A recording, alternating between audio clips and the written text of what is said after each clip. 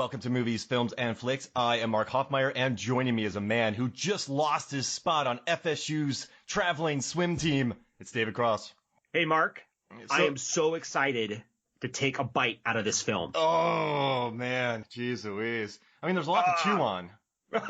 This is the quality content you're going to get for the rest of this podcast. Oh, you're not going to believe what happened. So I was out in the woods and our car broke down, and a gator had to come pick us up. You know, those little ATVs?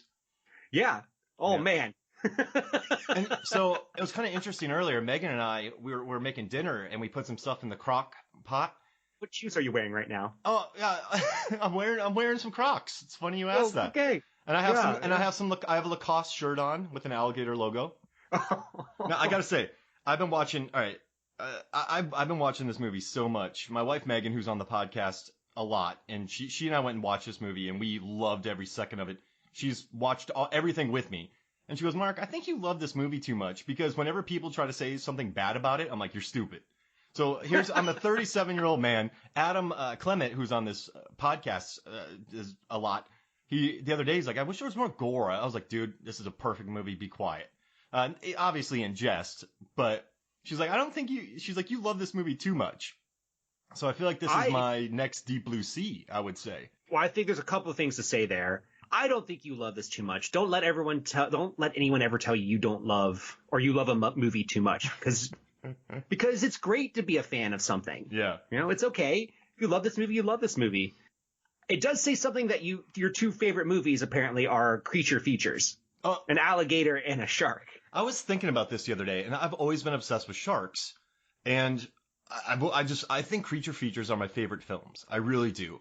Whether it's zombie movies, they're not exactly creature features, but I love Jaws. That's my favorite movie ever made.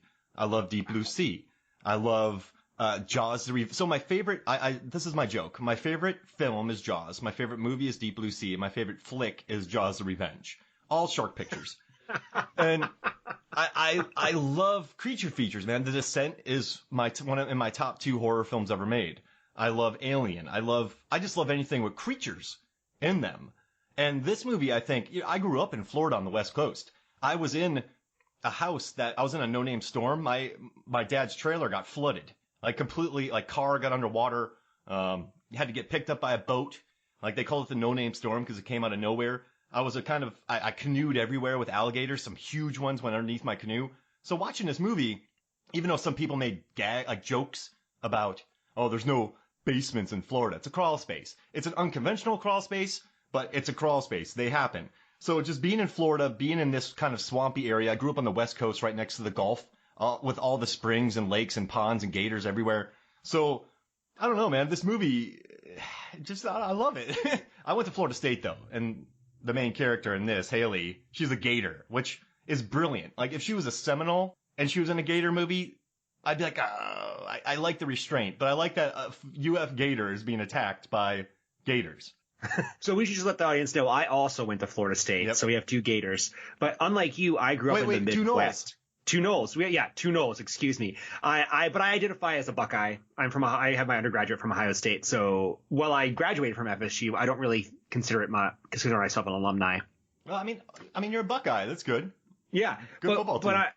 But they do have a good football team.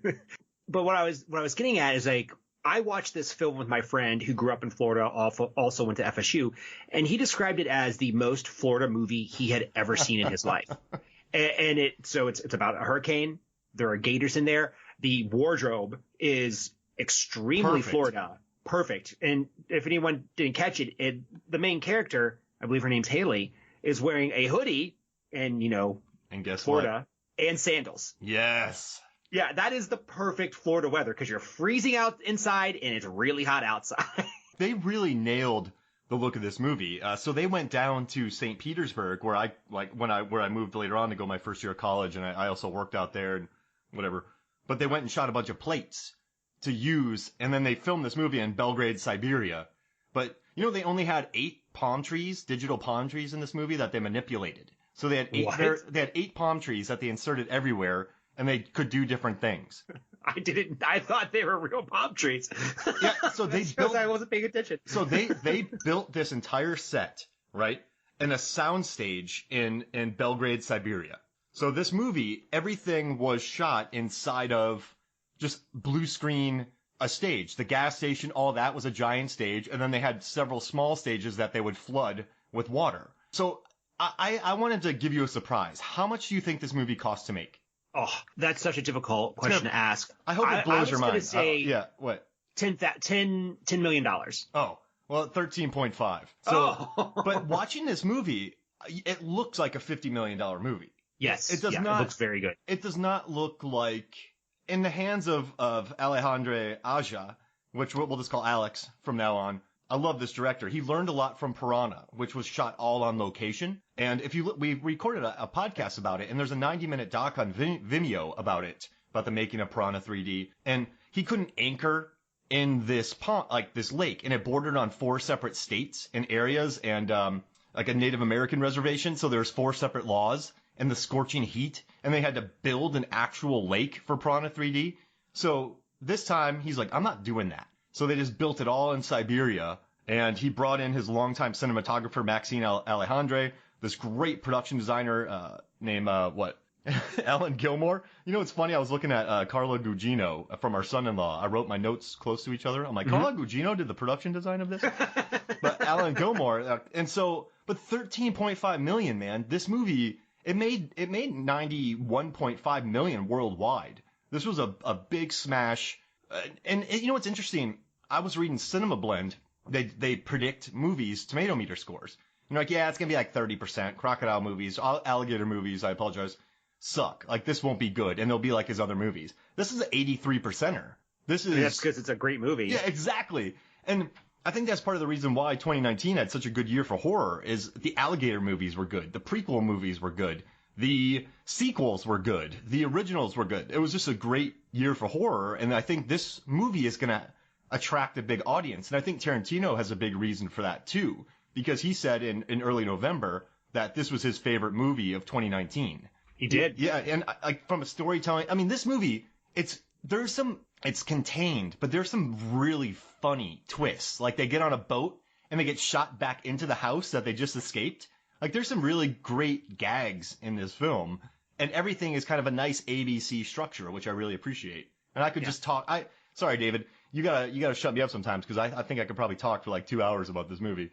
Yeah. So what I wanted to actually talk about a little bit is like, so before I get into it, I agree with you. I love this movie. I think it's a great movie. But let's describe like 3 points of why it's a great movie, so people understand that we're not just fanboying out on this. Yeah. Like, for me, this is a perfect example of a film that knows how to raise the stakes. From A to B, the stakes are constantly being raised. And so, for example, there's one alligator, there's 2 alligators, there's a shit ton of alligators, there's a rising storm, then they get knocked back into the house. Like, it's constantly raising the stakes of what is going on. And when I'm doing my own writing, I try to do that. And so I'm looking at this film and thinking, this is a master at this type of content. Yeah. I mean, it's a ticking clock. So for me, what I love, sorry to interrupt, but I love your point about not just fanboying. And what I love is there's a ticking clock. And so for me, my favorite horror movies have always had urgency. So Drag Me to Hell, right? That's one of my favorite films. She has to break this curse in a certain amount of time. There is an urgency to it. I love movies like The Descent. When the action kicks off, they have to keep moving. So I think there's a ticking clock, but there's no convenient ticking clock, which makes it even better, if that makes sense. Like, we have 12 hours until this happens. It's just when it happens. You have 45 minutes till the storm hits. Or so. Yeah, right? Yeah. That was a great set piece. And he's measuring the water. Yeah. And timing it with his wristwatch. Because I was watching it, I was like, oh, this is a really smart way to get around this. Yeah. Some other things I really liked about this film. I like short films. Yes. I 90 minutes is like the sweet spot for me. And this is what, 82 or 83. I thought the acting was really strong. And then it hit this thing where you don't see a lot anymore. And it's the creature feature. We don't see these type of movies anymore. Everything feels much bigger and much larger than it needs to be for the film. And again, this is my opinion. So when I see these smaller films, these more streamlined films, I'm excited because I want to see these stories. Yeah. And I also like how, so Alex went out of his way to kind of, this is not based, all right, obviously this isn't based on a true story, but he wanted it to have some realism to it. So a daughter just goes to get her dad. Her dad's trapped in a crawl space, and they're stuck in a hurricane with gators. I mean, that's obviously not true, but in Florida, weirder things have happened. You know about how the pythons are. So in college, I made a documentary about the pythons in the Everglades, and a lot of them happened because people just let them loose in the Everglades. But also during a hurricane, a giant snake farm was wiped out. Like, I think something like 100,000 snakes were able to escape. Now, a lot of them were caught, a lot of them died, a lot of them became food, but some of them also got loose into the ecosystem. So it's not out of bounds that there are gator farms in Florida, and they are familiar with humans because they've been around them their whole lives, so they don't have that fear.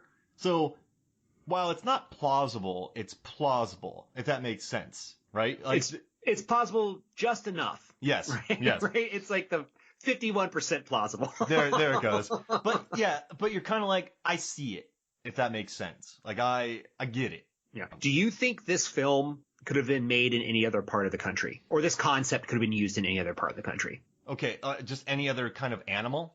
What I'm viewing this is a combination disaster movie and animal movie. Yeah. I mean, like maybe a thing in someone gets trapped in a cave with a bunch of rattlesnakes in like Arizona. That's a good one. Like maybe a storm forces them into a cave. I don't know. Yeah, that's a good one. Another example of this would be The Gray. Yeah, oh yeah, The Gray. That's probably the closest example. Anaconda.